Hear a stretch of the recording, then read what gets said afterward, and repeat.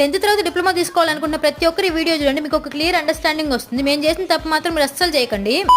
Hello guys, welcome back. అదేంటో తెలుసుకునే దానికంటే ముందు మీరు కనుక మన వీడియోని ఫస్ట్ టైం చూస్తున్నట్లయితే అలా లైక్ అండ్ సబ్స్క్రైబ్ చేసుకోవచ్చు కదా. నన్ను ఎవరైనా ఇంటర్ డిప్లొమా అంటే నేను డిప్లొమా సజెస్ట్ చేస్తాను, ఎందుకంటే ఇక్కడ ఇంటర్లో లాగా ఎవరు ప్రెషర్ పెట్టరు. ఇది ఒక మినీ బీటెక్ అని అనుకోవచ్చు. 4 years ఆఫ్ బీటెక్ ని 3 years లోనే చూసేయచ్చు. డిప్లొమా తర్వాత మీరు ఏ కోర్స్ తీసుకుని సెకండ్ ఇయర్ నుంచి జాయిన్ అవుతారు, అది బీటెక్ అయినా డిగ్రీ అయినా. మీరు ఒకవేళ డిప్లొమాలో CSC, ECE, triple mechanical, civil వీటిలో ఏ బ్రాంచ్ తీసుకున్నా మీకు బీటెక్ సైడ్ వెళ్ళే ఛాన్స్ ఉంటుంది. ఇంకా సిసిపి ఇలా కొన్ని బ్రాంచెస్ ఉంటాయి, ఇవి తీసుకున్న మీకు డిగ్రీకి మాత్రమే ఛాన్స్ ఉంటుంది.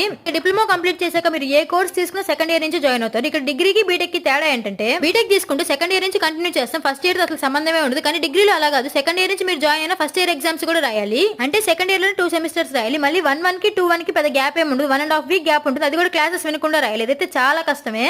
నేనైతే డిప్లొమాలో సిఎస్సి తీసుకున్నాను, నిఖిత అయితే సిసిపి తీసుకుంది. మాకైతే అప్పట్లో దీని గురించి అసలు ఐడియానే లేదు. మీకు కూడా ఎంతో కొంత యూజ్ అవుతుందని చెప్పి వీడియో చేస్తాను. ఇంకా ఏమైనా డౌట్స్ ఉంటే కమెంట్ చేయండి, డెఫినెట్లీ రిప్లై చేస్తాను. బాబాయ్, సబ్స్క్రైబ్.